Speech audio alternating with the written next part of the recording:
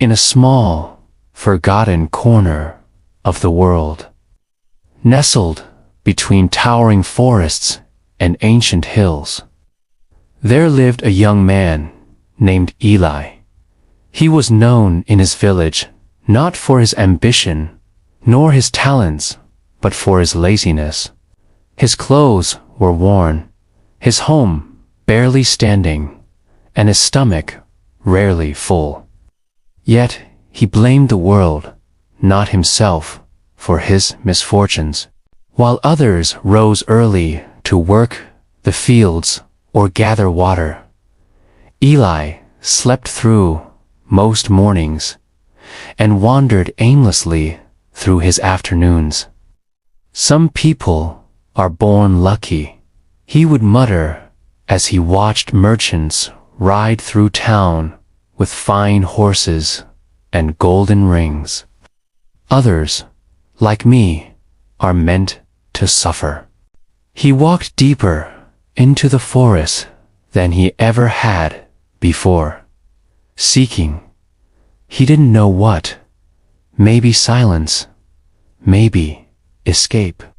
One rainy evening, tired of the scolding glances and the ache in his belly, Eli left the village. Night fell. Trees whispered like old souls. The rain stopped. Curiosity pulled him forward. And then, through the mist and moss, he saw it, a tiny flicker of firelight coming from a hut built into the base of a massive tree. Inside the hut sat an old man with silver hair and eyes that seemed to carry entire lifetimes. You're looking for something, but you won't find it in coins or comfort. He sat quietly. Come in, the man said calmly, without looking up. Eli hesitated.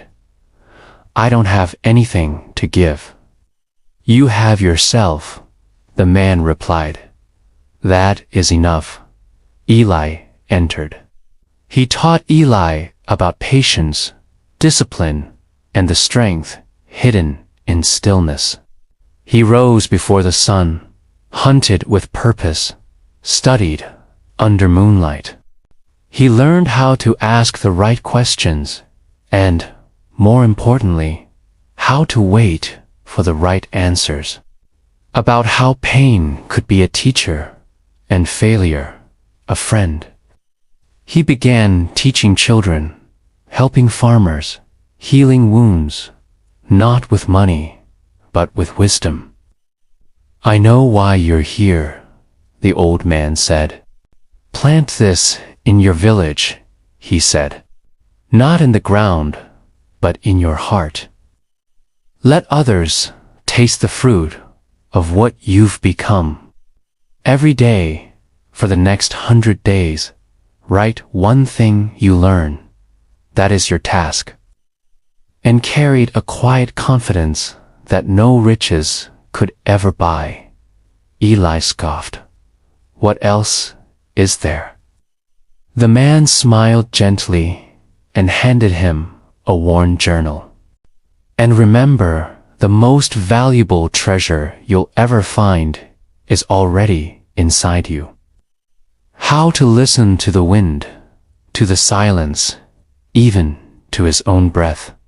That's it, Eli asked. The next morning, Eli wanted to leave. But something about the old man's eyes stayed with him. So he stayed. At first, the lessons were simple. How to chop wood, how to boil herbs. But as the days passed, the forest became a school, and the old man his master. Eli worked harder than he ever thought possible. 100 days passed like a dream. When the time came to leave, Eli stood taller, spoke with clarity before he left. the old man gave him a seed. Eli returned home, not as the boy who had left, but as a man with purpose. Years passed.